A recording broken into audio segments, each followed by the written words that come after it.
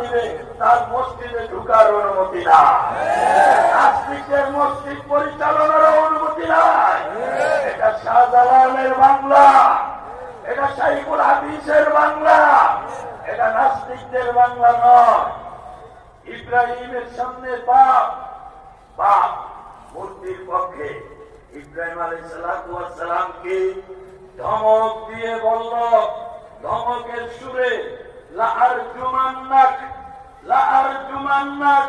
হে ইব্রাহিম, যদি তুমি মূর্তির বিপক্ষে কথা বন্ধ না করো, পাথর নিক্ষেপ করে, পাথর ছুঁড়ে অবশ্যই অবশ্যই তোমাকে মেরে ফেলবো। ওয়াহজুরনি মালিয়া, দেশ থেকে তোমাকে বের করে দিব। ইব্রাহিম আলাইহিস সালাম বাবা হওয়ায় আদবের খাতিরে বললেন, ক্বালা সালামুন আলাইহি, আপনার উপর শান্তি বর্ষিত হোক।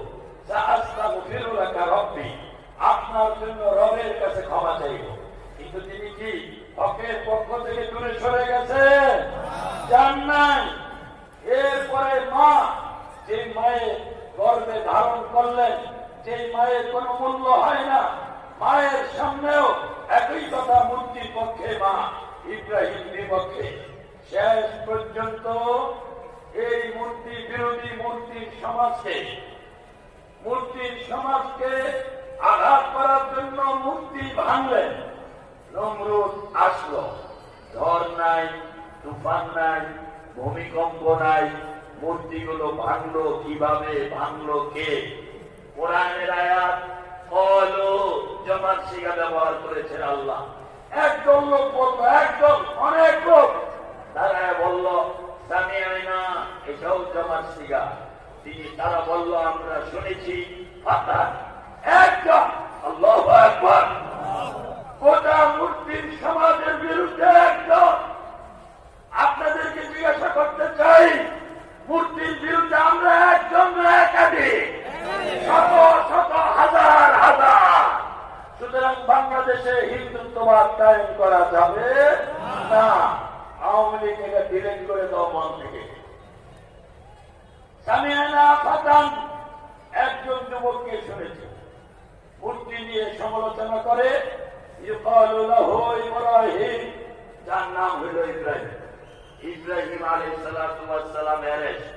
কে ভাঙছে? আলোচনা। সেই আলোচনা আমার উদ্দেশ্য নয়, আপনারা সেগুলো জানেন। গাজীপুর ওলামায়ে কেরামের মারকাজ, ওলামায়ে কেরাম থেকে আপনারা জানেন কি দাঁড়াইল। বাতের মায়ের সুরতে হযরত ইব্রাহিমের সামনে ইব্রাহিম লা ইলাহা ইল্লাল্লাহ, ইব্রাহিম খলিলুল্লাহ, তিনি মায়ের সুরতে বাতের মাথা নত করেন নাই, বাপের সুরতে বাতের মাথা নত করেন নাই।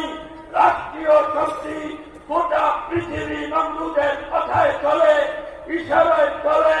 রাষ্ট্র শক্তি এক ইব্রাহিমের বিরুদ্ধে সেখানেও মাথা নত করেন নাই। বাঁচানেওয়ালাকে আছেন তো আল্লাহ। সুতরাং আওয়ামী লীগ গত 15-16 বছর এই দেশের ওলামায়ে কেরামের উপর যে অত্যাচার, অবিচার, জুলুম, নির্যাতন বিভিন্ন পন্থায় চালিয়েছে, আওয়ামী লীগের কাছে এই দেশের আল্লামা মামুনুল হক